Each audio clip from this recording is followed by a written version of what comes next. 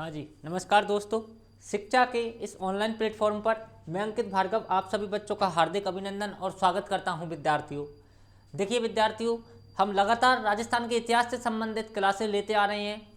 राजस्थान का जो इतिहास है उसकी लगातार हम कहीं लगभग 4 से 5 चैप्टर हमने अभी तक पढ़ लिए हैं बच्चों, जिसमें हमने पिछली क्लास में 1857 की क्रांति को कंप्लीट किया है। 1857 की क्रांति पढ़ी है।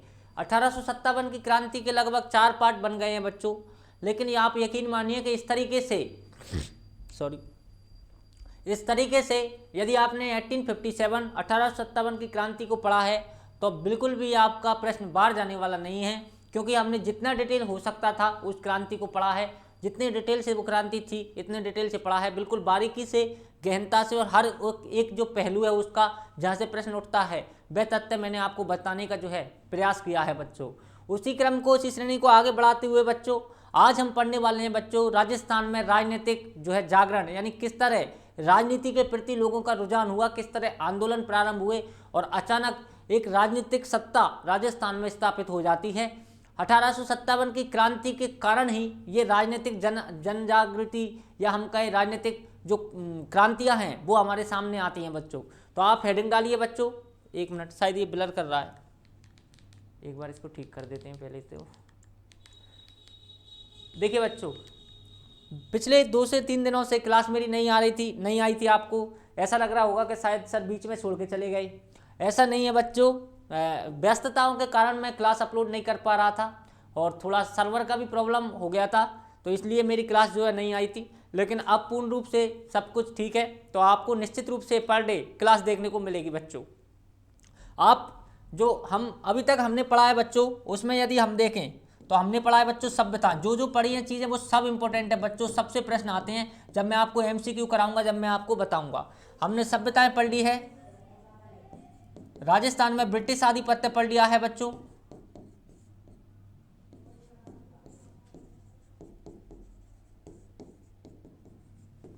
और हमने क्या पढ़ लिया है बच्चों, 1857 की क्रांति। ये चैप्टर बच्चों हमने अभी तक पढ़ लिए हैं। ये चैप्टर हमने पढ़ लिए हैं। लगभग सभ्यताओं की 3 से 4 वीडियो हमने देखी हैं। उसके अलावा आधुनिक राजस्थान में ब्रिटिश आधिपत्य की भी एक वीडियो, 1857 क्रांति की भी हमने 4 से 5 वीडियो लगभग देख लिए हैं। ये तथ्य पढ़ने के बाद आज बच्चों आप हेडिंग डालिए, यानी किस तरीके से हम देखें राजस्थान में जो है राजनीतिक जन जागरण उत्पन्न होता है। तो आप हेडिंग डालिए, राजस्थान में राजनीतिक जन जागरण। राजस्थान में राजनीतिक जन जागरण। देखिए बच्चों, मैं ये राजनीतिक जन जागरण है, इसको पहले आपको क्लियर कर दूं, ये एक्चुअल में है क्या बच्चों। ये किसान आंदोलन है और जन जागृति आंदोलन है। यानी एक तरीके से हम देखें तो राजस्थान में एक तरफ किसान आंदोलन चल रहे थे और एक तरफ जन जागृति आंदोलन भी चल रहे थे। किसान आंदोलन और जन जागृति आंदोलन दोनों साथ में चल रहे थे बच्चों, जिसमें हम कहें कि मूल रूप से जो लोगों की लड़ाई थी वो अंग्रेजी सत्ता के विरोध थी। जिस तरह 1857 की क्रांति में सैनिकों ने अपने अधिकारियों के खिलाफ एक आंदोलन प्रारंभ किया था, ठीक ऐसे ही राजनीतिक जन जागरण में आम जनता ने अपने राजा एवं जो पॉलिटिकल एजेंट थे बच्चों, साथ में जो ब्रिटिश अधिकारी थे, उनके खिलाफ क्या प्रारंभ किया है बच्चों, आंदोलन प्रारंभ किया है। ये सब क्या है बच्चों, राजस्थान में राजनीतिक जन जागरण है। यानी राजनीति के प्रति किस तरह जागरण उत्पन्न हुआ, इन सब तथ्यों के बारे में, इन सब कंसेप्टों के बारे में हम बच्चों पढ़ने वाले हैं। राजनीतिक जन जागरण में हम क्या पढ़ेंगे बच्चों, राजनीतिक जन जागरण में हम पहले नंबर पर पढ़ेंगे बच्चों किसान आंदोलन। क्या पढ़ेंगे बच्चों, किसान आंदोलन। राजनीतिक जन जागरण में बच्चों हम क्या पढ़ेंगे, पहले नंबर पे हम पढ़ेंगे किसान आंदोलन। दूसरे नंबर पर बच्चों हम क्या पढ़ेंगे, जन जागृति आंदोलन। क्या पढ़ेंगे बच्चों, जन जागृति आंदोलन, या फिर हम उनको ये कह सकते हैं बच्चों जनजातीय आंदोलन। जनजातीय आंदोलन ये लिखना है बच्चों आपको इसके अंदर। ये लिखना है। यानी पहले नंबर पे हम पढ़ेंगे बच्चों किसान आंदोलन, दूसरे नंबर पे हम पढ़ेंगे जनजातीय आंदोलन, तीसरे नंबर पे बच्चों हम पढ़ेंगे क्रांतिकारी घटनाएं। क्रांतिकारी घटनाएं, देखिए ये जो क्रांतिकारी घटनाएं हैं बच्चों, ये दोनों आंदोलनों के अंतर्गत ही आ जाएंगी। जैसे किसान आंदोलन में विभिन्न क्रांतिकारी घटना हुई, जैसे सागरमल गोपाजी थे और भी अन्य जो वैज्ञानिक अन्य जो भी क्रांतिकारी थे बच्चों, वो किसके अंतर्गत आ जाएंगे? किसान आंदोलन एवं जनजातीय आंदोलन के अंतर्गत आ जाएंगे। तो क्रांतिकारी घटनाएं भी किसके अंतर्गत आती हैं बच्चों? राजस्थान में राजनीतिक जन जागरण के अंतर्गत आती हैं। इसके अलावा हम ये भी पढ़ेंगे बच्चों इसमें विभिन्न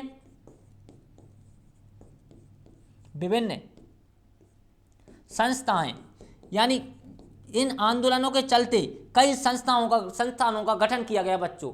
बहुत सारी संस्थानों का गठन किया गया, विभिन्न संस्थाएं एवं समाचार पत्र। इनके अंतर्गत क्या पढ़ेंगे अपन बच्चों? विभिन्न समाचार पत्र, यानी संस्थाओं का गठन किया गया, साथ में अनेक समाचार पत्र भी बच्चों प्रकाशित किए गए क्रांतिकारियों के द्वारा, जिसके माध्यम से लोगों में जागृति आए और ब्रिटिश सरकार के खिलाफ, अपने शासन के खिलाफ क्या करे बच्चों? वो आंदोलन में सम्मिलित हों। इन सब तथ्यों को हम पढ़ेंगे। एक बार आप इसको लिख लीजिए और एक बार इसका स्क्रीनशॉट लीजिए। सबसे पहले शुरू करते हैं बच्चों किसान आंदोलन। एक बार स्क्रीनशॉट लीजिए बच्चों, सभी बच्चे देखिए, राजस्थान में जनजागृति आंदोलन। 3 मैं आपको तथ्य बता रहा हूं बच्चों, आप कंफ्यूज मत होना, ये लिखने की बात नहीं है, बस समझना, बस समझने की बात है बच्चों। एक है 1857, एक क्या बच्चा बच्चों?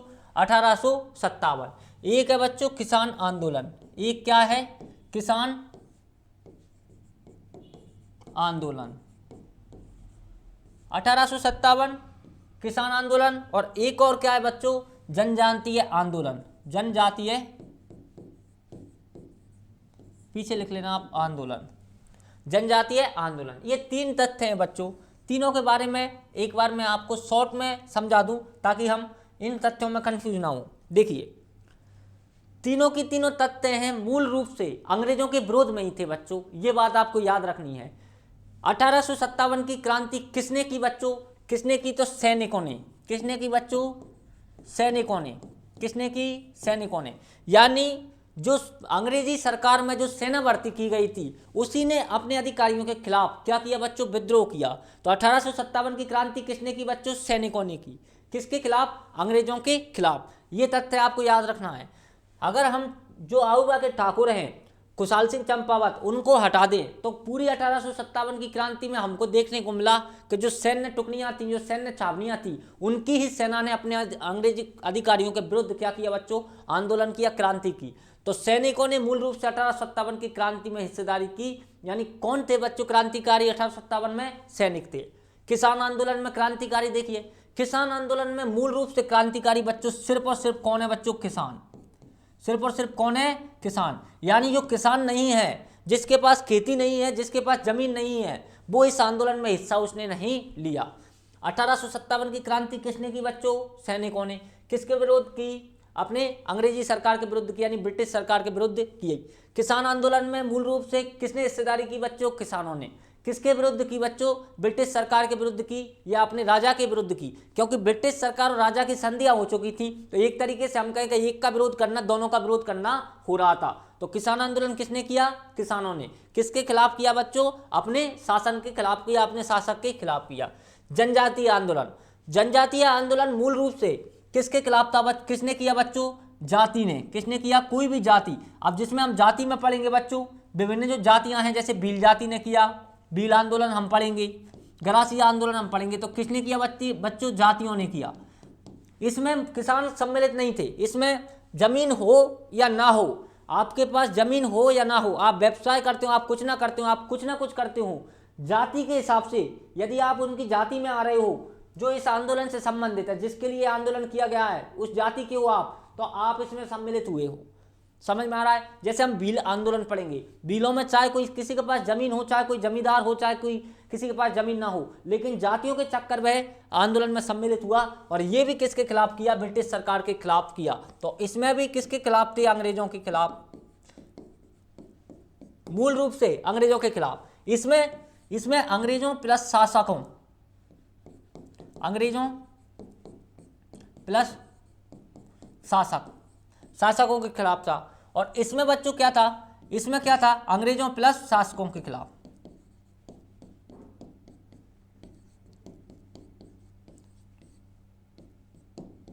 ये तथ्य आपको समझ में आना चाहिए बच्चों।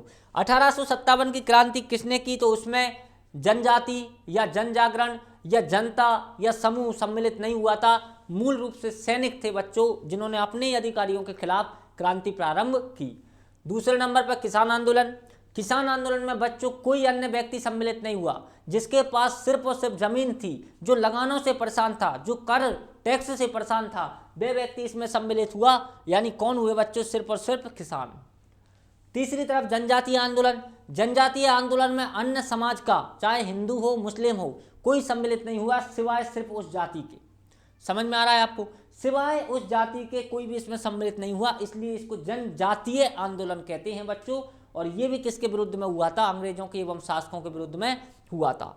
ये तथ्य बच्चों आपको याद रखना है, ये आपको लिखने की जरूरत नहीं है, सिर्फ आपको मोटा मोटा याद रखना है कि 1857 में किसने विद्रोह किया, सैनिकों ने।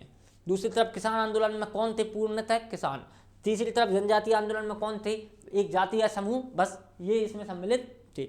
ये तथ्य आपको याद रखना है। एक बार इसका स्क्रीनशॉट लीजिए, अगर याद रख सको तो याद रखिए, एक बार स्क्रीनशॉट लीजिए।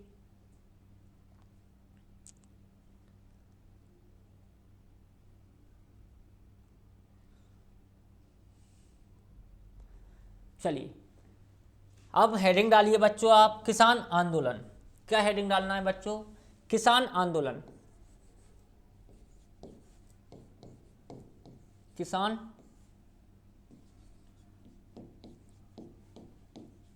पहले हम किसान आंदोलन पढ़ेंगे बच्चों, फिर जनजातीय आंदोलन पढ़ेंगे। और विभिन्न पत्र पत्रिका संस्थाएं इनके अंतर्गत आ जाती हैं बच्चों, क्योंकि किसान आंदोलन में कई संगठन बनेंगे, वो सब संस्थाएं बन चुकी हैं। कई ऐसे समूह बनेंगे, वो सब संस्थाएं बन चुकी हैं। कई ऐसे पत्र निकलेंगे जो आज बहुत बड़े बड़े फेमस अखबार हो गए हैं। तो इस तरह किसान आंदोलन हेडिंग डालिए आप। और हम शुरू करते हैं बच्चों। राजस्थान में किसान आंदोलन, यानी राजस्थान में जो जनजातीय आंदोलन, जन जागरण के आंदोलन थे बच्चों, वो किस तरह अपना वर्चस्व बनाते हैं, क्या इनके कारण थे, क्या मूल तत्व था, और क्यों किसानों में असंतोष पैदा हुआ बच्चों। इन सब तथ्यों पर आज चर्चा करने के लिए मैं आपके समक्ष प्रस्तुत हुआ हूं बच्चों। हम बिजोलिया किसान आंदोलन से प्रारंभ करेंगे, लेकिन उससे पहले आपको मूल जो तथ्य हैं किसान आंदोलन से संबंधित, वह समझना आपके लिए बेहद इंपॉर्टेंट है। कल की वीडियो में हम बच्चों बिजोलिया किसान आंदोलन पढ़ेंगे, लेकिन आज हम किसान आंदोलन की विभिन्न जो शब्दावली है, जैसे दरोगा था वो उसका काम क्या था, जैसे कई टैक्स हैं, जैसे कर है, उन सब के क्या क्या मतलब है, कौन सी भूमि क्या भूमि कहलाती है, इन सब शब्दावलियों को इस किसान आंदोलन में आज हम समझने का प्रयास करते हैं, ताकि बार बार कल आपके सामने जो शब्द दोहराए जाएं वे शब्द का आपको अर्थ पता होना चाहिए बच्चों।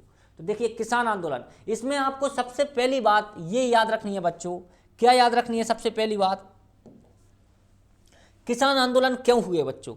किसान आंदोलन हुए टैक्स या लगान या कर की वजह से बच्चों। इंग्लिश में बोलो तो टैक्स, वैसे लगान बोलते हैं सामान्य रूप से, और उसको हम कर भी बोल सकते हैं। इन सब के वजह से क्या हुए बच्चों, किसान आंदोलन राजस्थान में या पूरे भारत में सभी जगह, बहुत सारी जगह पर किसान आंदोलन हुए हैं बच्चों। तो राजस्थान की यदि हम बात करें तो राजस्थान में मूल रूप से टैक्स था या लगान थी बच्चों। अंग्रेजी सरकार के द्वारा, देखिए मैं एक बार इसको समझाने का बच्चों प्रयास करूँ। सबसे पहले आप देखिए क्या हुआ था, अपने यहाँ बच्चों राजा हुआ करता था, अपने यहाँ प्राचीन काल से राजशाही चलता था, राजतंत्र चलता था। जैसे राजा है बच्चों, और राजा का ये पूर्ण रूप से रियासत है राजा की बच्चों, ये राजा है, इसकी पूरी ये रियासत है बच्चों। इस रियासत में बहुत सारी ज़मीन है, ये ज़मीन है, ये खेत है, ये पहाड़ है, ये ज़मीन है, ये किसी को दे दी, ये ज़मीन किसी को दे दी, ये ज़मीन है। तो राजा, एक आप बात बताइए सोच के मुझे, कि राजा इस पूरे ज़मीन पर आधिपत्य कर सकता है क्या, मतलब राजा इस पूरी ज़मीन पर खेती कर सकता है क्या, आप बताइए मुझे। राजा इस पूरी ज़मीन पर खेती कर सकता है क्या, नहीं कर सकता बच्चों। इसलिए राजा क्या करता था, मैंने आपको 1857 में भी समझाया था, राजा ठिकाने बना देता था, उसके पूरी रियासत में अनेक ठिकाने बना देता था। जैसे आज पूरे राज्य में जिले बने हैं, ठीक उसी तरह प्राचीन व्यवस्था में, राजतंत्र में एक राजा होता था, वो पूरी रियासत में क्या बना देता था बच्चों, ठिकाने बना देता था। जैसे उसने एक ठिकाना ये बना दिया, यहाँ का ठिकानेदार अलग है कोई, मान लीजिए कोई ठिकानेदार है यहाँ का ठिकानेदार है ए, ये ठिकाना बनाया, यहाँ का ठिकानेदार है बी, ये बनाया, यहाँ का ठिकानेदार है सी, ये बनाया, यहाँ का ठिकानेदार है डी। इस तरह राजा पूरी अपनी स्टेट है, पूरी जो उसकी रियासत है बच्चों, उसमें ठिकाने बना दिया करता था। अब क्यों कि राजा स्वयं तो हर जमीन को जोतने नहीं जा सकता, हर जगह खेती नहीं कर सकता था, इसलिए वह इन ठिकानेदारों को स्थापित कर देता था कि मैं आपको ये ज़मीन दे रहा हूँ, मेरी ज़मीन है ये, और आप इस पर क्या कीजिए, खूब खेती कीजिए, मुझे मतलब नहीं है कि कितना पैसा आप कमा रहे हो, मुझे कुछ मतलब नहीं है, आप सिर्फ क्या दे दीजिए, आप मुझे टैक्स दे दीजिए। राजा क्या बोलता था कि आप सिर्फ मुझे क्या देना, टैक्स देना। जैसे राजा ने कोई ठिकानेदार ए नाम का इस ज़मीन पर तैनात किया तो उसको ये ए नाम की पूरी ज़मीन दे दी। जब पूरी ज़मीन दे दी बच्चों तो उससे क्या बोलता वो कि तू कितनी भी ज़मीन कर, कुछ भी कर, ये पूरा ठिकाना तेरा है, यहाँ पूरा वर्चस्व तेरा रहेगा, मैं इसमें कुछ नहीं करूँगा, मुझे क्या चाहिए, सिर्फ तेरे से क्या चाहिए बच्चों, टैक्स चाहिए। क्या चाहिए मेरे को, सिर्फ तेरे से टैक्स चाहिए। समझ में आ रहा है आपके थोड़ा सा, मेरे को क्या चाहिए, तो उससे सिर्फ टैक्स चाहिए। अब टैक्स जो था राजा लेता था, वो राजा टैक्स कैसे लेता था आप ये समझिए। राजा टैक्स लेता था बच्चों उस समय, देखिए टैक्स, ये आपको लिखना नहीं है, सिर्फ मैं समझाने का प्रयास कर रहा हूँ। राजा उस समय टैक्स लेता था बच्चों एक अनाज के रूप में। किसके रूप में बच्चों, टैक्स उस समय लिया जाता था अनाज के रूप में। यानी पूरी साल आप खेती किए आपने, फिर राजा की जो गाड़ी है या रथ है वो सैनिक लेकर जाएंगे और हर घर से एक बाल्टी, एक तसला या एक कट्टा, जितने भी व्यक्तियों के पास अनाज होगा वे सब इसमें टैक्स के रूप में डालते जाएंगे। किसके लिए बच्चों, राजा के लिए। तो ये हम कहें कि अनाज के रूप में टैक्स लिया जाता था अपनी राजशाही में, अपने राजतंत्र में, प्राचीन काल से ही राजा के लिए। इसके अलावा यदि राजा युद्ध के लिए जाएगा, राजा कहाँ जाएगा बच्चों, युद्ध होगा यदि, यानी किसी से युद्ध हो गया या आक्रमण हो गया, तो राजा जब युद्ध के लिए जाएगा तो अनाज की व्यवस्था करनी थी ठिकानेदार को। तब भी क्या करनी थी बच्चों, उनके लिए खाने पीने की व्यवस्था करनी थी सेना के लिए। तो एक तरीके से प्राचीन काल में अपने भारत में टैक्स किस रूप में लिया जाता था बच्चों, अनाज के रूप में लिया जाता था। समझने का प्रयास कीजिए मेरी बात। प्राचीन काल में अपने भारत में, पूरे भारत में राजतंत्र जब था उसमें टैक्स किस रूप में लिया जा रहा था बच्चों, अनाज के रूप में लिया जा रहा था। लेकिन अंग्रेज अपने राजस्थान में प्रवेश कर जाते हैं बच्चों। मैंने आपको बताया 1803 से लेकर के 1823 के बीच में अंग्रेज विभिन्न संधियां करते हैं बच्चों। और जब वो संधियां करते हैं तो वो राजा से ये बात बोलते हैं कि जो दक्षिण भारत है, यानी यहाँ जो मराठा हैं वो आपको परेशान कर रहे हैं, तो इससे तो हम आपकी रक्षा कर देंगे, इन मराठाओं से तो हम आपकी क्या है, रक्षा कर देंगे। हमारा यहाँ राजस्थान है तो इन मराठाओं से तो हम आपकी रक्षा कर देंगे। बदले में हमें क्या चाहिए, बदले में हमें आपसे सिर्फ क्या चाहिए, टैक्स चाहिए। बदले में क्या चाहिए बच्चों, अंग्रेजों ने क्या कहा कि हम आप पर कोई भी आक्रमण करेगा राजा जी तो हम आपकी क्या करेंगे, रक्षा करेंगे, लेकिन हमें क्या दो, आप टैक्स दो। राजा ने कहा ठीक है भाई, ना मुझे लड़ना, ना मुझे कुछ करना, ना मेरी सेना, मुझे कोई मतलब ही नहीं है, इनको थोड़ा सा पैसा ही तो देना है, ये मेरे लिए लड़ेंगे, ये मेरे लिए मरेंगे, यही कटेंगे, ये जाने इनका काम जाने। तो राजाओं ने, सभी ने ये सोचा और राजाओं ने क्या किया बच्चों, टैक्स के लिए संधियाँ की। जब टैक्स के लिए संधियाँ की बच्चों तो अंग्रेजों की समस्या आ गई। अंग्रेजों की समस्या आई, देखिए अपने जो राजतंत्र था बच्चों, अपना जो राजतंत्र था, मैंने अभी आपको बताया राजतंत्र में जो टैक्स था, राजतंत्र में जो टैक्स था वो किस रूप में था, अनाज के रूप में। किस रूप में था, अनाज के रूप में। अब अंग्रेजी सरकार आई, कौन आए बच्चों, अंग्रेज आए। अंग्रेजों ने राजा के साथ क्या की बच्चों, संधियाँ की। क्या की, संधि की। अंग्रेजों ने राजाओं के साथ क्या की बच्चों, संधियाँ की। और संधियों में इन्होंने टैक्स का वादा किया कि टैक्स देंगे, और अपने यहाँ टैक्स क्या दे रहे थे बच्चों, अनाज। क्या दे रहे थे, अनाज, जो कि अंग्रेजों ने लेने से मना कर दिया। ये एक मूल कारण था बच्चों आंदोलन का। क्यों मना कर दिया, समझिए मेरी बात। अनाज अंग्रेजों को मान लो दिया जाएगा, राजा मान लीजिए 100 बोरी यानी 100 कुंटल मान लीजिए आप, 100 कुंटल अनाज अंग्रेजों को दिया राजा ने पूरे साल का, कि आपने मेरी रक्षा की है, आपने मुझे सुरक्षा दी है, इसलिए 100 कुंटल ये लीजिए मेरी तरफ से आप अनाज। इस 100 कुंटल अनाज को अंग्रेज जो थे वो इंग्लैंड कैसे ले जाएंगे, क्या करेंगे ले जाके भाई, वहाँ खराब हो जाएगा जब तक रास्ते में, उसको पहुँचने में 6 महीने लग जाएंगे समुद्री रास्ते से। तो जब तक ये खराब हो जाएगा तो उनके तो ये कोई काम का ही नहीं रहा भाई। राजा ने अपने यहाँ तो राजतंत्र में क्या दिया था, जाता था सेना को अनाज दिया जाता था, आपने युद्ध किया है तो आपके लिए भोजन की व्यवस्था के लिए अनाज दिया जाएगा। राजा को टैक्स के रूप में अनाज दिया जाता था।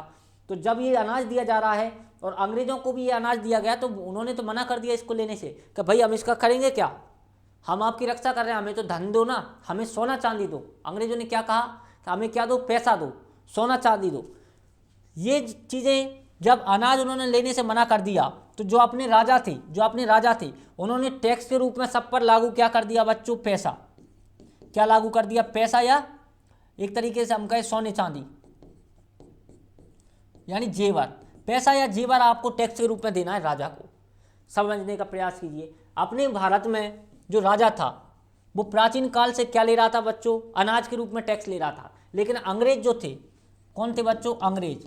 अंग्रेजों ने मना कर दिया। अंग्रेजों ने क्या कहा कि हमको अनाज का क्या मतलब, हमें अनाज से मतलब ही नहीं है, आप तो हमें क्या दो, या तो सोना चांदी चाहिए या हमें क्या चाहिए, पैसे। तो अपने राजा टैक्स कहाँ से लेगा बच्चों, राजा टैक्स कहाँ से लेगा, ठिकानेदार से। राजा टैक्स किससे लेगा, ठिकानेदार से। और ठिकानेदार टैक्स किससे लेगी, किसानों से। भाई ठिकानेदार भी तो किसानों को जमीन देता था करने के लिए, तो ठिकानेदार किससे लेगा, किसानों से। राजा ने कहा कि जो तू अनाज देता है टैक्स के रूप में वो मुझे नहीं चाहिए, मुझे क्या दे तू, पैसे, मुझे क्या दे, पैसे। किसने कहा, राजा ने। किससे, ठिकानेदार से। ठिकानेदार के पास बात पहुंची कि ये तो पैसे मांग रहे हैं, तो ठिकानेदार ने भी किसानों से कहा कि तुम जो 1 कट्टा मुझे हर साल का देते हो ना अनाज, मुझे वो नहीं चाहिए, मुझे क्या चाहिए, टैक्स, मुझे क्या चाहिए, पैसे। क्या चाहिए, पैसे, यानी मुझे तो तुम क्या दो, रुपए दो। अंग्रेजों को रुपए चाहिए थे, ये रुपए यहाँ से घूम करके कहाँ पहुँचते, राजा के पास, और राजा इन रुपयों को किसको देता, अंग्रेजों को। ये एक मूल कारण था। क्यों मूल कारण बना बच्चों ये, क्योंकि किसानों के पास जब देखिए फसल निकल रही है तो वह आसानी से उसमें से 1 कट्टा 2 कट्टा आसानी से वो दे देते थे ठिकानेदार को टैक्स के रूप में, और ठिकानेदार राजा तक उनको पहुंचा देता था। लेकिन क्या हो रहा था कि जब पैसे की बात आई, तो पैसा का क्लियर काम था कि पैसे तो उसको देने ही हैं। भाई अनाज तो उनके घर में रखा था, उठा के कभी भी दे दिया, लेकिन पैसा उनके घर में थोड़ी रखा था। पैसे के लिए उनको क्या करना पड़ता था, पहले अनाज को बेचना पड़ता था। पहले क्या करना पड़ता था बच्चों, अनाज को। भाई पैसा कहाँ से आएगा किसानों के पास, जो उन्होंने फसल निकाली है, यानी जो अनाज निकाला है उसको बेचना पड़ेगा। और इस अनाज को जब वो बेचने व्यापारी के पास जाते तो व्यापारी कम इसका भाव देता, पहले से क्या देता बच्चों, कम देता, क्योंकि किसानों को जरूरत थी कि भाई हमें तो क्या देना है, टैक्स देना है। जब इस अनाज का कम भाव लगने लगा, इससे किसान जो है बच्चों कर्जे में डूबने लगे, और इस कारण किसानों ने अपने ठिकानेदारों के खिलाफ, अपने राजा के खिलाफ, या हम कहें अंग्रेजी सरकार के खिलाफ क्या कर दिया बच्चों, किसान आंदोलन किए। क्या किए, किसान आंदोलन किए। ये तथ्य मुझे आशा और उम्मीद है कि आपको बच्चों समझ में आया होगा। ये एक कारण था बच्चों किसान आंदोलन का, मैंने समझाने का आपको प्रयास किया है। बाकी जब किसान आंदोलन हम बारीकी से पढ़ेंगे सारे किसान आंदोलनों को, तो उसमें अलग अलग जो तथ्य हैं, टैक्स की अलग अलग रेटें हैं, वो सब निकल के सामने आएंगी। उन तथ्यों को भी हम संकलित करते हुए बच्चों चलेंगे। चलिए अब हम चलते हैं हमारी क्लास की तरफ बच्चों। तो हम क्या पढ़ रहे थे बच्चों, किसान आंदोलन। अब किसान आंदोलन में हमें सबसे पहली बात क्या लिखनी है बच्चों, हमें लिखनी है कि अंग्रेजी सत्ता से पहले, इसमें लिखना है बच्चों अंग्रेजी सत्ता से पहले। अंग्रेजी सत्ता मतलब ब्रिटिश सरकार। अंग्रेजी सत्ता से पहले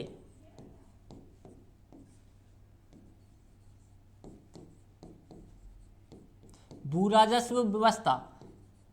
देखिए भूराजस्व व्यवस्था का अर्थ आता है भूमि पर जो कानून है, भूमि पर जो नियम है, यानी उसको क्या बोलते हैं, भूराजस्व व्यवस्था। तो अंग्रेजी सत्ता यानी जब अंग्रेजी सरकार हमारे भारत में नहीं थी, यानी राजस्थान में नहीं थी, तो अंग्रेजी सत्ता से पहले भूराजस्व व्यवस्था 2 प्रकार की थी। 2 प्रकार की थी, या हम इसको ये भी लिख सकते हैं आप कि अंग्रेजी सत्ता से पहले भूमि 2 प्रकार की थी। भूमि 2 प्रकार की थी। समझने का प्रयास कीजिए बच्चों। जब अंग्रेजी सत्ता भारत में नहीं थी तो भूमि जो थी बच्चों वो 2 प्रकार की थी। अभी मैं आपको उसको समझा के आया हूं, बस अब वो चीज़ अपन को लिखनी है, ठीक है। भूराजस्व से पहले, एक मिनट, भूराजस्व से पहले बच्चों, वो अंग्रेजी सत्ता से पहले बच्चों जो थी भूराजस्व व्यवस्था 2 प्रकार की थी बच्चों। पहले आपको याद रखनी है बच्चों, एक तो थी खालसा भूमि। कौन सी भूमि बच्चों, खालसा भूमि। दूसरी आपको याद रखनी है बच्चों जागीर भूमि।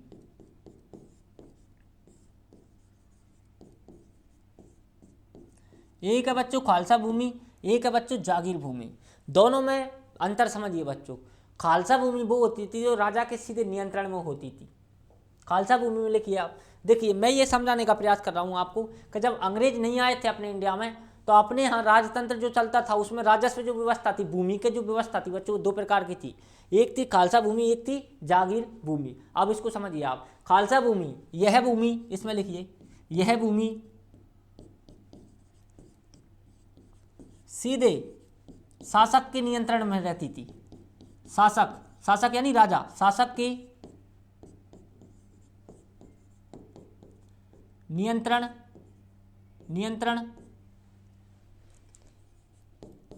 में रहती थी।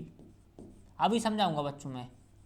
यह भूमि सीधे शासक के नियंत्रण में रहती थी। ठीक है। जागीर भूमि, यह भूमि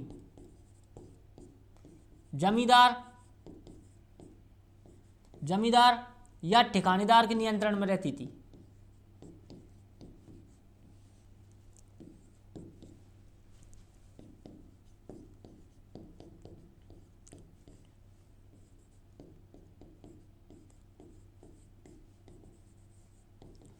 देखिए, समझने का प्रयास कीजिए बच्चों।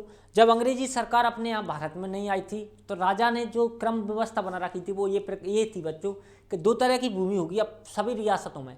एक होगी बच्चों खालसा भूमि, जो सीधे शासक के नियंत्रण में होगी, अर्थात ऐसी भूमि जिसका कोई उत्तराधिकारी नहीं है। मान लीजिए कहाँ कोई ठिकानेदार है, वहाँ पर यदि शासन किसी का खत्म हो जाता है यानी किसी का वंश नहीं बचता है उस ठिकाने पर, तो वह भूमि खालसा भूमि घोषित कर दिया जाता था बच्चों। यानी राजा स्वयं उस भूमि पर किसानों को देकर जमीनें जुतवाता था, यानी एक तरीके से खेती करवाता था। यानी वो राजा के अंतर्गत ही आती थी बच्चों, उस पर कोई ठिकानेदार कब्जा नहीं कर पाता था या उस पर कोई ठिकानेदार नहीं होता था। उस भूमि को क्या बोलते हैं बच्चों? खालसा भूमि।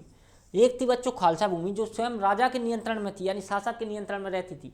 दूसरी भूमि है बच्चों जागीर भूमि। जागीर जो भूमि है बच्चों, ये जमींदार एवं ठिकानेदारों के नियंत्रण में रहती थी।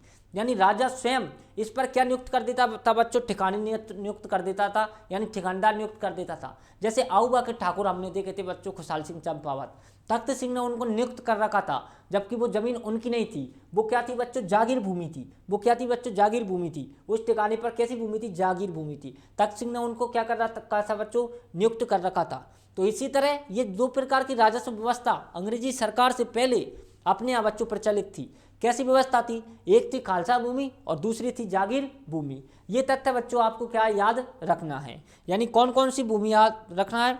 एक खालसा और एक जागीर भूमि। एक बार इसका स्क्रीनशॉट लीजिए बच्चों, फिर हम आगे चलें।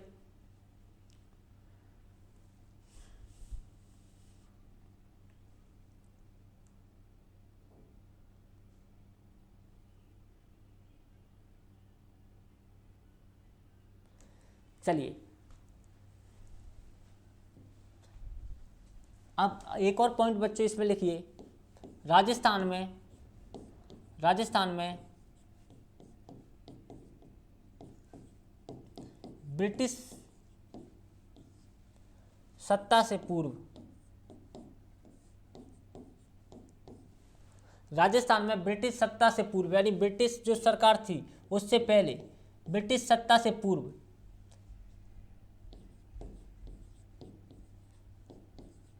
ठिकानेदार या राजा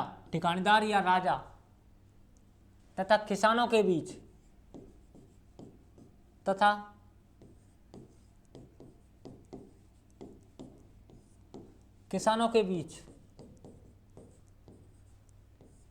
देखिए, राजस्थान में ब्रिटिश सत्ता से पूर्व ठिकानेदार या जो राजा था बच्चों, एक मिनट, इसमें आप राजा मत लिखिए, आप सिर्फ लिख लीजिए ठिकानेदार। राजस्थान में ब्रिटिश सत्ता से पूर्व ठिकानेदार तथा किसानों के बीच अच्छा व्यवहार था। अच्छा या सहयोगी भी लिख सकते हैं, सहयोगी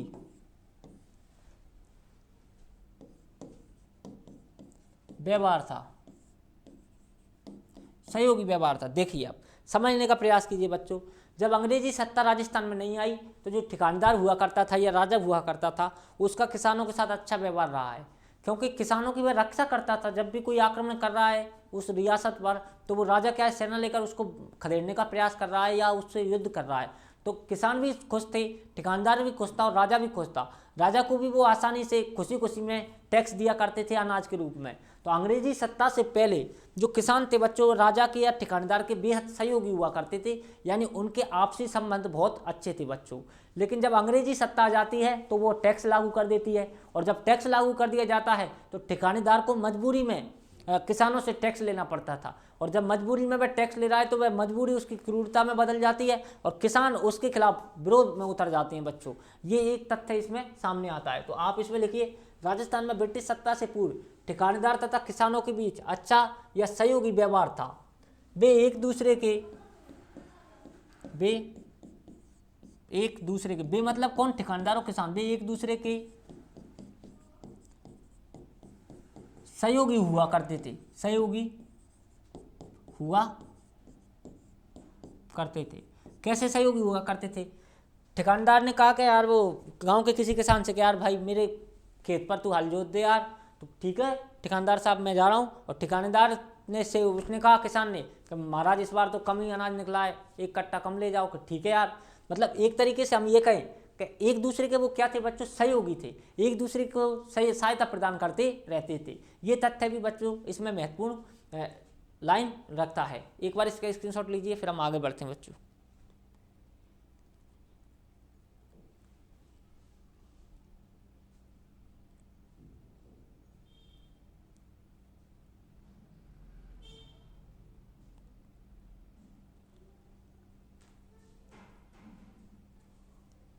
चलिए आगे चलते हैं हम। ये यहाँ तक का तथ्य हुआ बच्चों जब तक राजस्थान में जो ब्रिटिश सरकार है या अंग्रेज हैं वो नहीं आए थे। अब अगले तथ्य की ओर हम चलें तो देखिए आप, ब्रिटिश सरकार के आने के बाद, ब्रिटिश आधिपत्य के बाद, ऐसे लिखिए ब्रिटिश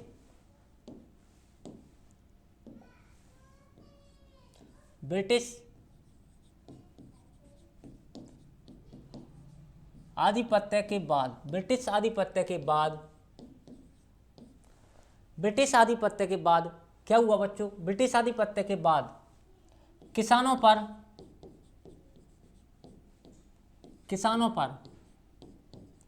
नई नई लाग बाग बच्चों लगान होती है, लाग बाग या टैक्स, आप शॉर्ट में लिखें तो टैक्स। किसानों पर नई लाग बाग लगा दी गई। ब्रिटिश सरकार के आने के बाद बच्चों किसानों पर नई लाग बाग यानी टैक्स लगा दिए गए। ये तथ्य आपको बच्चों याद रखना है, ठीक है। इसके साथ में गांवों में, इसके अलावा भी लिखना है आपको, लाग बाग लगा दी गई। गांवों में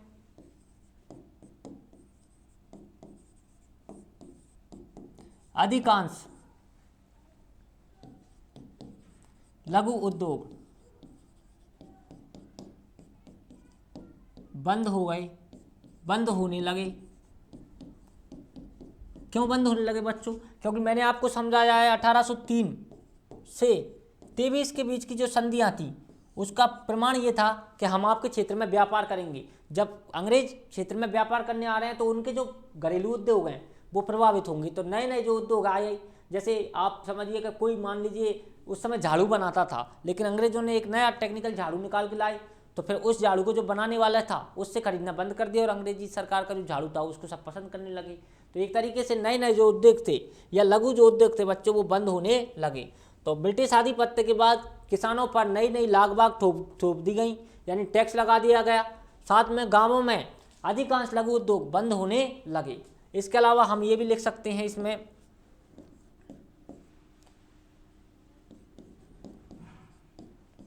किसानों पर कर्जा बढ़ने लगा। देखिए क्यों बढ़ने लगा? क्योंकि प्राचीन काल में अनाज की व्यवस्था थी कि भाई अनाज दीजिए राजा को, राजा खुश और किसान खुश। लेकिन इन्होंने क्या कर दिया? पैसे लेने लगे, रुपए लेने लगे। तो किसानों पर क्या बढ़ने लगा बच्चों? कर्जा बढ़ने लगा। क्योंकि कहाँ से चुकाएगा? वो किसी से फिर उधार लाता। अचानक जमीन उसका जो अनाज था वो नहीं बेचता तो किसी से उधार लाता। इस तरीके से उस पर क्या बढ़ने लगा बच्चों? कर्जा भी जो है उस पर बढ़ने लगा। अगली लाइन में लिखिए, इन सब तथ्यों के कारण, इन सब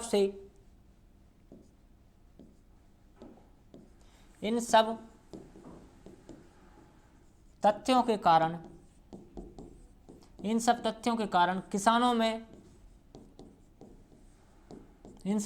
कारण किसानों में असंतोष बढ़ने लगा एवं अंत में किसान आंदोलन के रूप में सामने आया, एवं अंत में किसान आंदोलन के रूप में सामने आया। देखिए, समझने की प्रयास कीजिए। अंग्रेजों ने नए नए टैक्स लगाए, जिससे क्या है, किसानों पर कर्जा बढ़ने लगा। इसके अलावा अंग्रेज नए नए प्रोडक्ट लेके आए, जिसके कारण किसानों का क्या, लघु उद्योग जो था बच्चों वो बंद होने लगा, जिसके फलस्वरूप किसानों ने इन सब तथ्यों के कारण किसानों पर में असंतोष बच्चों बढ़ने लगा, और असंतोष बढ़ने के कारण उन्होंने क्या कर दिया, किसान आंदोलन एक बड़ा जो है क्रांतिकारी आंदोलन लागू कर दिया, या एक तरीके से प्रारंभ कर दिया। ये तथ्य है बच्चों, एक बार इसका स्क्रीनशॉट लीजिए ताकि हम आगे चलें।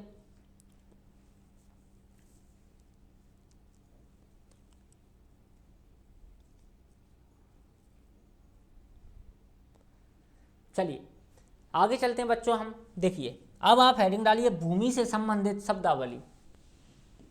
यानी भूमि उस समय कितने प्रकार की थी, मतलब उस समय नहीं, जब अंग्रेजी सरकार आ गई, हमने आबाद दी अंग्रेजी सरकार, तो उसके बाद कितनी प्रकार की हो गई। अंग्रेजी सरकार से पहले पूछे तो 2 प्रकार की, खालसा और जागीर, और अंग्रेजी सरकार के बाद अब मैं लिखा रहा हूँ आपको बहुत प्रकार की हो गई। तो आपको ये पूछेगा नहीं कि कितने प्रकार की हो गई, बस आपको कोटेशन में वो दे देगा कि निम्न में से कौन सी है। अभी मैं आपको सब समझाता हूँ। देखिए, आप इसमें हेडिंग डालिए भूमि के प्रकार, ऐसे डाल लीजिए। प्रकार डालोगे क्या, भूमि से संबंधित शब्दावली, ऐसे डालिए। सुनो ऐसे डालो, भूमि से संबंधित शब्दावली, भूमि से संबंधित शब्दावली। हाँ, शब्दावली पढ़ेंगे बच्चों हम, किस भूमि को क्या कहते हैं। तो भूमि से संबंधित शब्दावली ऐसे डालिए। देखिए, पहले नंबर पे हमने पढ़ी ली है बच्चों खालसा। खालसा क्या है बच्चों, जो शासक के नियंत्रण में हो। मैं ऊपर आपको लिखा चुका हूं, इसको इसलिए शॉर्ट में लिखा रहा हूं। जो शासक के नियंत्रण में हो उसको क्या बोलते हैं बच्चों, खालसा। नियंत्रण में हो वह भूमि कौन सी है, खालसा। दूसरी भूमि कौन सी बच्चों, जागीर। ये तो थी बच्चों, इसके अलावा बड़ी हैं, उनकी बात करेंगे हम। जागीर जो ठिकानेदार के नियंत्रण में हो, जो जमींदार या ठिकानेदार के नियंत्रण में हो, नियंत्रण में हो। ठीक है, देखिए पहली भूमि खालसा भूमि, दूसरी भूमि जागीर भूमि। अगली है देखिए भौम भूमि। क्या नाम बच्चों, भौम।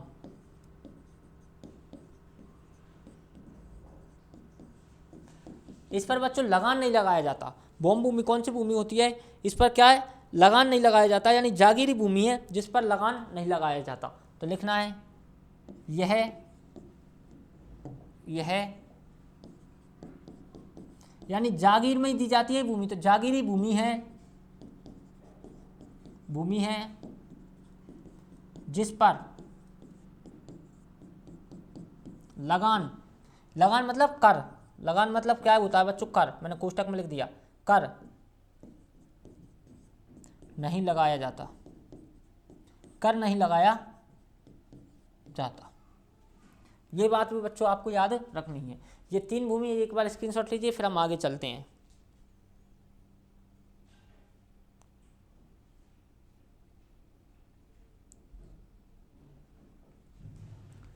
चलिए चौथा लिखते हैं।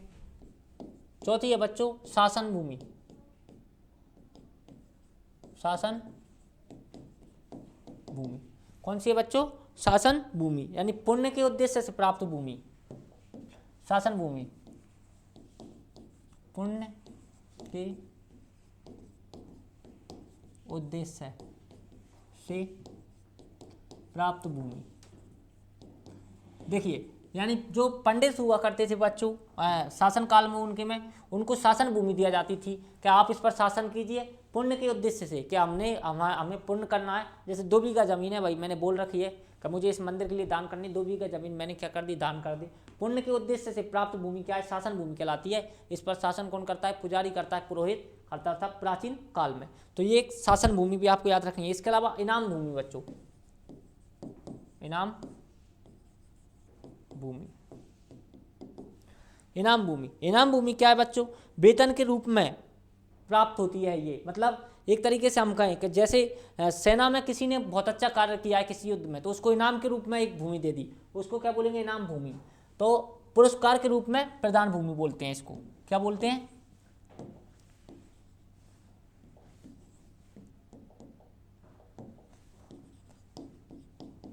पुरस्कार के रूप में प्रदान की गई भूमि।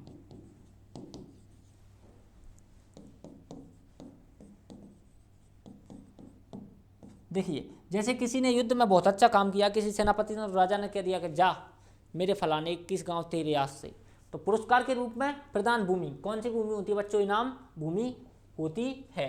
एक और यदि हम आगे की बात करें इनाम भूमि के अलावा, तो एक भूमि होती है बच्चों जिसको बोलते हैं बीहड़ भूमि। क्या बोलते हैं बच्चों, बीहड़ भूमि, बीहड़ भूमि, इसको बीड़ी भी बोला जाता है बच्चों। ये बीहड़ भूमि कहाँ है, नदी के किनारे, नदियों के किनारे वाली भूमि, नदी के जो किनारे वाली भूमि है उसको क्या बोलते हैं बच्चों, बीहड़ भूमि बोला जाता है। ये भी तथ्य आपको याद रखना है बच्चों। इसके अलावा तलाई भूमि, साथ में आपको याद रखना है बच्चों, तलाई भूमि। तलाई भूमि क्या है बच्चों, जो तालाब होता है बच्चों, तालाब के आसपास की भूमि तलाई भूमि कहलाती है। तो तालाब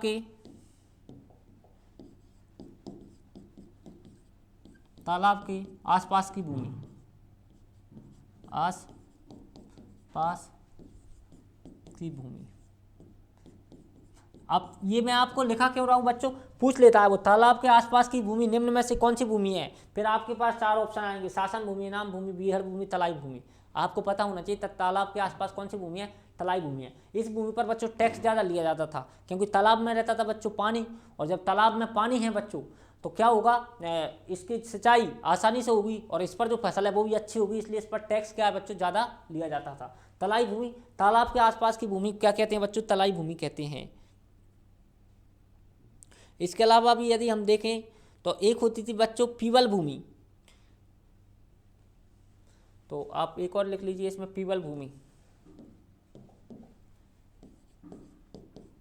पीवल भूमि। पीवल भूमि क्या होती थी बच्चों, जिस पर सिंचाई आसानी से की जा सकती थी, जिस पर सिंचाई नहर या कुआं या तालाब के माध्यम से, तालाब के माध्यम से आसानी से की जा सकती थी, आसानी से की जा सकती थी। ये तथ्य बच्चों आपको याद रखने हैं। एक बार स्क्रीनशॉट लीजिए बच्चों, मैं भी पानी पीकर आता हूँ 1 मिनट में। स्क्रीनशॉट लीजिए बच्चों, मैं पानी पीकर आता हूँ।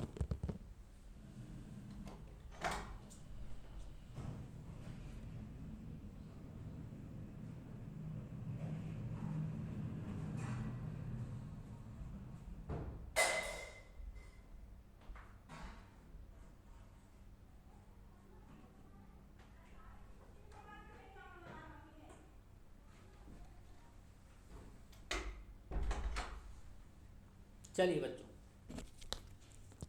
स्क्रीनशॉट ले लिया। देखिए ये कौन सी भूमि हुई बच्चों, तलाई भूमि हुई। कितनी भूमि पढ़ ली अभी तक हमने, 8 भूमि पढ़ ली हैं। कौन सी पढ़ ली, तलाई भूमि भी हमने जो है पढ़ ली है। एक और होती है बच्चों डिमड़ू, जो कुएं के आसपास होती है बच्चों, उसको क्या बोलते हैं, डिमड़ू। तो नमी भूमि आप याद रखिए, डिमड़ू भूमि। ये कौन सी है, कुएं के आसपास की भूमि, कुएं के आसपास की भूमि क्या कहलाती है बच्चों? डिम्ड भूमि कहलाती है। ये भी बात आपको बच्चों क्या याद रखनी है। इसके अलावा एक और भूमि होती है जिसको कांकड़ भूमि कहते हैं, यानी गांव की सीमावर्ती भूमि, यानी जिस पर कांकड़, जैसे हम कांकड़ बोलते हैं ना बच्चों, उसको, वो भूमि है ये। तो कांकड़ भूमि, कांकड़ भूमि, गांव की सीमावर्ती भूमि, इसको क्या बोलते हैं? गांव की, यानी सीमा पर स्थित होती है ये, गांव की सीमावर्ती भूमि क्या कहलाती है बच्चों? कांकड़ भूमि कहलाती है। गांव की सीमावर्ती भूमि कांकड़ भूमि कहलाती है। इसके अलावा बच्चों, इसके अलावा एक और भूमि होती है बच्चों जिसको बोलते हैं गोचर भूमि, यानी जिस गोचर भूमि, कौन सी भूमि? चारागाह भूमि होती है, गोचर भूमि। ये सब पूछी जाती है बच्चों, अभी मैं आपको बताऊंगा कैसे पूछी जाएगी। गोचर भूमि कौन सी भूमि है बच्चों? ये चारागाह भूमि होती है, चारागाह भूमि। मतलब इस पर खेती नहीं की जा सकती, ये सिर्फ चारा चराने के लिए होती है। लेकिन क्या हो रहा था बच्चों, जैसे इस पर भी आपके जो है जानवर हैं, यदि चारा चरने आते हैं तो आपको टैक्स देना पड़ेगा। इस तरह ये निर्धारित किया था बच्चों अंग्रेजों ने। गोचर भूमि, चारागाह भूमि। इसके अलावा हम लिखे तो माल भूमि, एक और आप लिख लीजिए आप बच्चों, कौन सी है? माल भूमि, माल भूमि। ये है बच्चों काली माटी वाली पीवत भूमि, इसको बोलते हैं काली माटी वाली पीवत भूमि, माल भूमि कहलाती है। तो एक बार इसका स्क्रीनशॉट लीजिए बच्चों। ये प्रमुख भूमियां थी, देखिए। इसके अलावा 28-29 प्रकार की ये भूमियां हैं, लेकिन जो महत्वपूर्ण है बच्चों वो मैंने लिखाई है पिछले विगत एग्जामों में, इनसे सर्वाधिक प्रश्न हमें देखने को मिला है। एक बार इसका स्क्रीनशॉट लीजिए ताकि हम आगे चलें बच्चों।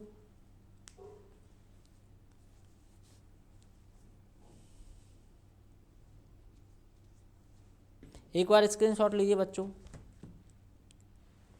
आप देखिए, ये हमने पढ़ी बच्चों भूमियां, यानी अंग्रेजी सत्ता जब स्थापित हो गई उसके बाद कितने तरह की भूमियों का निर्माण हो गया। भाई आप जानवरों को चारा चरा रहे हो, जब भी आपको टैक्स देना है। आपकी जो काली माटी की भूमि है उस पर भी आपको टैक्स देना है, पीली माटी की भूमि है उस पर टैक्स देना है, सीमा पर आपकी भूमि है उस पर भी टैक्स देना है।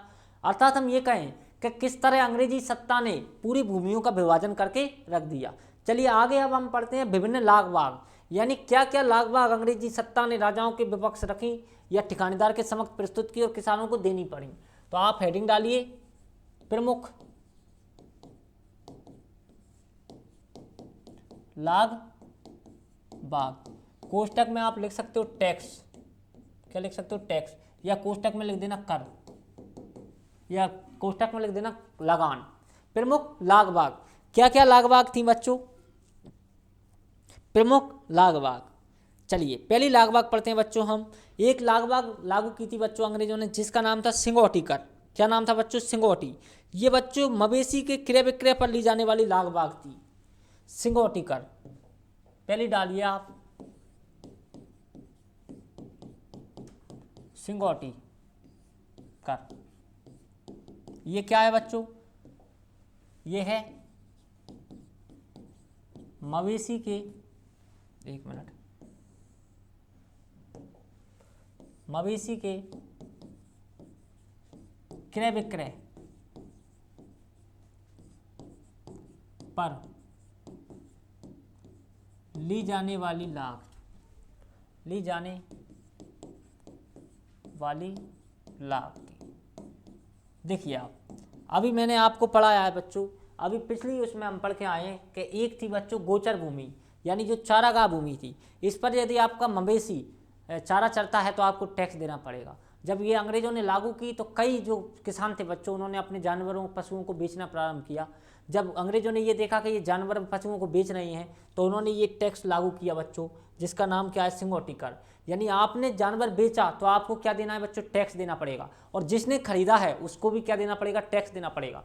यानी या तो आप बेचो या खरीदो, दोनों पर आपको क्या देना पड़ेगा? टैक्स देना पड़ेगा। ये क्या कहलाता है बच्चों? सिंगौटी कर कहलाता है। पूछा जाता है बच्चों, वेरी वेरी इंपॉर्टेंट है सिंगौटी कर।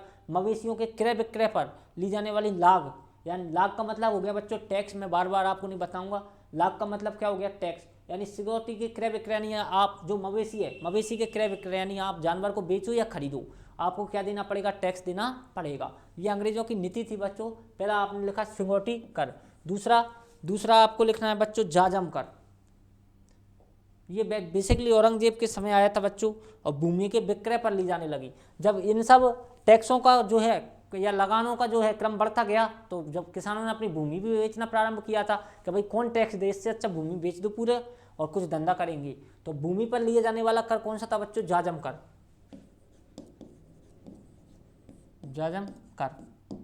जाजम कर क्या है,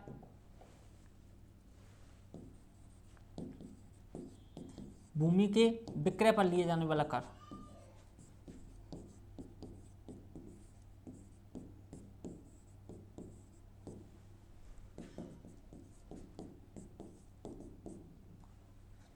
भूमि के विक्रय पर लिया जाने वाला कर कौन सा कर था बच्चों, जाजम कर था। यह आपको याद रखना है बच्चों। दोनों के स्क्रीनशॉट लीजिए, फिर हम आगे और टैक्स जो थे और कर जो थे और लागे थी उनकी बात करते हैं बच्चों। एक बार स्क्रीनशॉट लीजिए।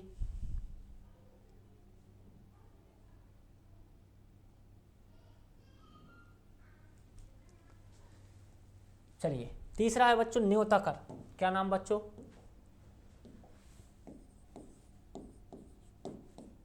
न्योता कर। ये क्या है बच्चों,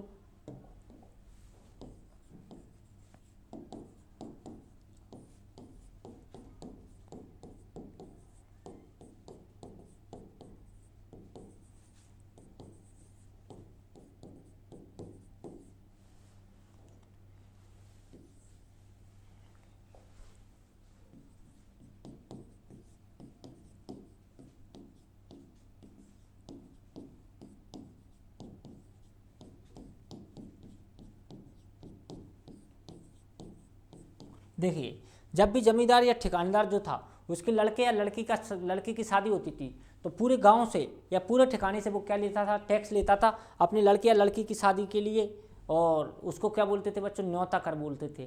तो ये भी एक कर प्रचलित किया गया, न्योता कर। जमींदार के लड़के या लड़की की शादी पर क्या लिया जाता था बच्चों, एक कर वसूल किया जाता था, जिसको क्या बोलते हैं बच्चों, न्योता कर बोला जाता था। ये भी आपको याद रखना है।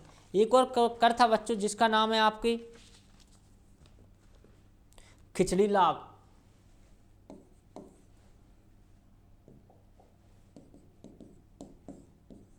खिचड़ी लाभ ये एक तरीके से सेना जब युद्ध के लिए जाती थी तो उसके लिए भोजन की व्यवस्था में ये कर लिया जाता था। तो सेना के भोजन की वसूली के लिए लिया जाने वाला कर, इसमें लिख सकते हैं हम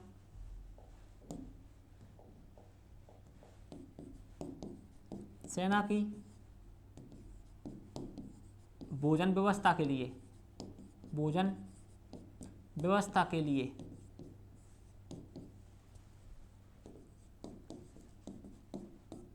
लिया जाने वाला कर। सेना की भोजन व्यवस्था के लिए लिया जाने वाला कर क्या है बच्चों, खिचड़ी कर कहलाता है।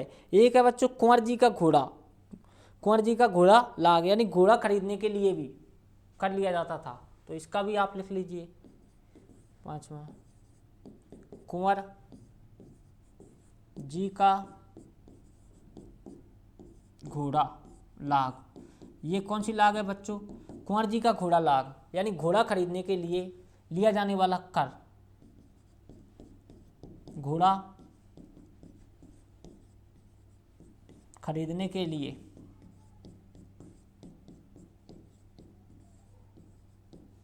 लिया जाने वाला कर।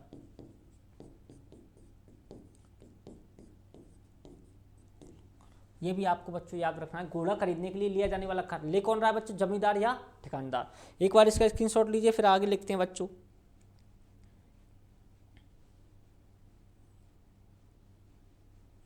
एक बार स्क्रीनशॉट लीजिए।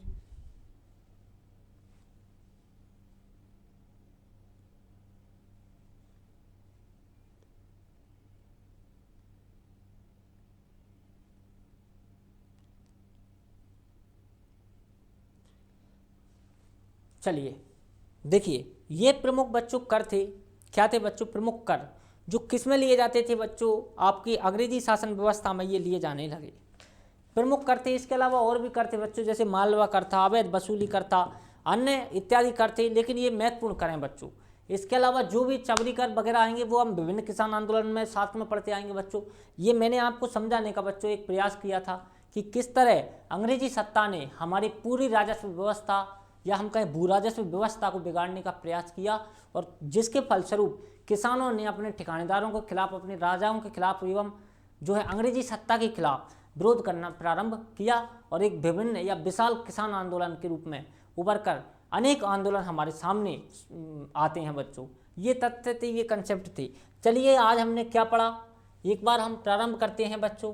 आज हमने पढ़ा राजस्थान में जन जागृति आंदोलन, यानी किस तरह राजस्थान में जो है जन जागृति जागरण या आंदोलन प्रचलित हुए, क्या कारण थे इनके। तो कारण में हम इनमें महत्वपूर्ण रूप से हम पढ़ते हैं बच्चों किसान आंदोलनों को, जनजातीय आंदोलनों को, और क्रांतिकारी जो विभिन्न घटनाएं हुई हैं उनको, विभिन्न जो संस्थाएं खुली हैं एवं समाचार पत्र निकले हैं, उन सब तथ्यों को जागृति आंदोलन के अंतर्गत या जागृति जन जागरण के अंतर्गत हम बच्चों पढ़ते हैं।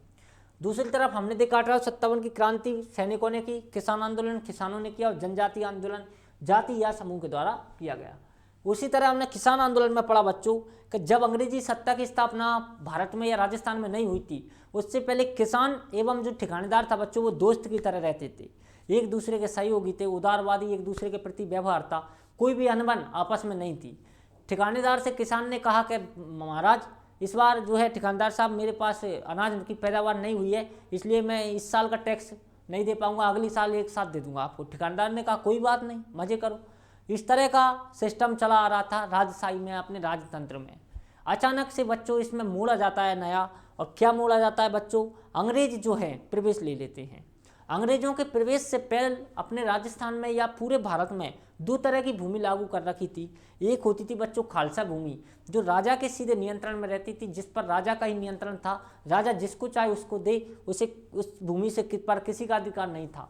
एक भूमि थी बच्चों जागीर भूमि, जो भूमि जमींदार एवं ठिकानेदारों को सौंप दी जाती थी कि आप उस पर जमीनें करवाइए, आप किसानों को उसको बटाई पर दीजिए, या आप खुद स्वयं उस पर जमीन जोतिए या उस पर अनाज उगाइए, और मुझे सिर्फ आपको क्या देना है बच्चों, उस भूमि का टैक्स देना है। कौन निर्धारित करता था, ठिकानेदार। और ठिकानेदार से टैक्स कौन लेता था बच्चों, शासक या राजा। और राजा से अंग्रेज लेने लगे। राजस्थान में जो ब्रिटिश सरकार से पूर्व ठिकानेदार थे और जो अपने किसान थे बच्चों, आपस में सगे संबंधी थे, एक दूसरे से अच्छा व्यवहार रखते थे, एक दूसरे के सहयोग करते थे। लेकिन अचानक जब ब्रिटिश सरकार की स्थापना राजस्थान में हो जाती है बच्चों, तो ब्रिटिश आधिपत्य के आते ही नई नई लगाने किसानों पर थोप दी जाती हैं पैसे कमाने के लिए। सर्वप्रथम ब्रिटिश सरकार ने अनाज को टैक्स में लेने से या लगान में लेने से मना किया। उसके बाद उन्होंने लगातार पैसे का जो उन्होंने क्रम रखा था या टैक्स रखा था उसको बढ़ाते गए, जिसके फलस्वरूप किसान जो है कर्जे में डूबते गए, उनको जमीनें बेचनी पड़ी उन्होंने, और उनके जो लघु एवं कुटीर उद्योग थे बच्चों वे भी बंद होते चले गए, जिसके फलस्वरूप बच्चों हमने किसान आंदोलन जो है आगे पढ़ने वाले हैं। फिर हमने भूमि से संबंधित जो शब्दावली अंग्रेजों की थी या हमारे राजतंत्र की ही थी उसको पढ़ने का प्रयास किया, जिसमें हमने बच्चों पढ़ा कि जो खालसा एवं जागीर भूमि है, जागीर भूमि जमींदार की होती है, खालसा भूमि राजा या शासक स्वयं की होती है। उसके अलावा बच्चों भौम भूमि होती है, यानी ये भी एक जागीरी भूमि होती है जिस पर लगान नहीं लिया जाता, जबकि जागीरी भूमि पर बच्चों लगान लिया जाता है, भौम भूमि पर लगान नहीं लिया जाता। इसके बाद बच्चों हमने पढ़ा शासन भूमि, यानी पुण्य के उद्देश्य से दी गई हो, राजपुरोहित को दे दी गई कि जाइए आप मजे कीजिए, यानी मैंने बोल रखी है, मेरी मन्नत है कि भाई मेरा ये काम हो जाए तो मैं इस मंदिर के लिए 2 बीघा जमीन दूंगा, राजा ने दे दी। तो ये क्या थी बच्चों, क्या आप उस पर शासन कीजिए, पुण्य के उद्देश्य से दी गई भूमि क्या है, शासन भूमि कहलाती है। इनाम भूमि पुरस्कार के रूप में दी जाती थी बच्चों, सेना के किसी मंत्री ने अच्छा कार्य किया, राजा खुश हुआ कि जा 41 गाँव तेरे, तो वो क्या थी बच्चों, इनाम भूमि थी। दूसरी थी बच्चों बीहड़ भूमि, नदी के किनारे या तट पर स्थित जो भूमि हुआ करती थी वो बीहड़ भूमि कहलाती थी बच्चों। तलाई भूमि, तालाब के आसपास की भूमि तलाई भूमि कहलाती थी। और पीवल भूमि, यानी जिस पर सिंचाई नहर कुआं तालाब के माध्यम से आसानी से की जा सकती हो, वह पीवल भूमि कहलाती थी बच्चों। और एक तरीके से हम देखेंगे पीवल भूमि, तलाई भूमि, इन भूमि पर टैक्स ज़्यादा हुआ करता था। डिमड़ू, कुएं के आसपास की भूमि बच्चों डिमड़ू भूमि कहलाती थी। बहुत बार पूछा गया, डिमड़ू राजस्थानी भाषा का शब्द है इसलिए इंपॉर्टेंट है याद रखना। डिमड़ू, कांकड़ कई बार पूछा गया है, गोचर कई बार पूछा गया है, ये आपको याद रखने हैं। कांकड़ भूमि यानी जो हमारी सीमावर्ती होती है, गांव के चारों तरफ एक कांकड़ का रोड होता है बच्चों, उसके आसपास की भूमि कांकड़ भूमि कहलाती है। गोचर भूमि चारागाह भूमि होती है, इस पर भी बच्चों टैक्स लगाया गया था अंग्रेजों के द्वारा। इसके अलावा माल भूमि और जो काली माटी की होती है और जो पीवल भूमि होती है बच्चों, उसको क्या बोलते हैं, माल भूमि बोलते हैं। प्रमुख लाग बाग बच्चों जो हमने देखी, पहली देखी बच्चों सिंगौटी कर। मवेशी को बेचो या खरीदो, आपको क्या देना पड़ेगा, टैक्स देना पड़ेगा। क्या कहलाता है बच्चों, सिंगौटी कर। दूसरा जाजम कर। जाजम कर भूमि के विक्रय पर लिया जाने वाला क्या था बच्चों, कर था। वो क्या था बच्चों, जाजम कर। दूसरी तरफ न्योता कर, यानी जो ठिकानदार है उसके घर में लड़का या लड़की की शादी है तो आपको टैक्स देना है। आपको न्योता आया हो या ना आया हो, आपको क्या देना है, उसके लिए टैक्स देना है, उसके भोजन की व्यवस्था करनी है। खिचड़ी कर, सेना युद्ध में जा रही है लड़ने के लिए तो उसके लिए खिचड़ी की व्यवस्था करनी है, यानी आपको क्या देना है, टैक्स देना है। दूसरी तरफ कुंवर जी का घोड़ा। कुंवर जी को यदि घोड़ा चाहिए, उसको घुड़सवारी का शौक है बच्चों, और उसको घोड़ा खरीदना है तो आपको क्या देना है, टैक्स देना है। ये भी एक हमने लगान जो है बच्चों देखी। उसके अलावा ये हमने विभिन्न भू राजस्व व्यवस्था जिस पर हमने बच्चों चर्चा की। तो ये था बच्चों आज का कंसेप्ट कि किस तरह किसान आंदोलन एक विकराल रूप लेते हैं और किस तरह अंग्रेजी सत्ता विघटन कर देती है राजस्व व्यवस्था का। ये सब तथ्य, ये सब जानकारियाँ आज हमने बच्चों पढ़ने का प्रयास किया है, जानने का प्रयास किया है। अब कल की वीडियो में बच्चों हम एक तरीके से हम कहेंगे किसान आंदोलन का पहला अध्याय और इम्पोर्टेंट अध्याय बच्चों पढ़ने वाले हैं, जिसका नाम है बच्चों बिजौलिया किसान आंदोलन। यानी कल की वीडियो में हम बिजौलिया किसान आंदोलन को बच्चों पढ़ने वाले हैं। जब तक के लिए बच्चों हंसते रहिए, मुस्कुराते रहिए और निरंतर अपने स्वाध्याय में व्यस्त रहिए। मैं मिलता हूँ बच्चों आपसे अगली क्लास में। जय हिंद, जय भारत, खम्मा गणी, राम राम दोस्तों।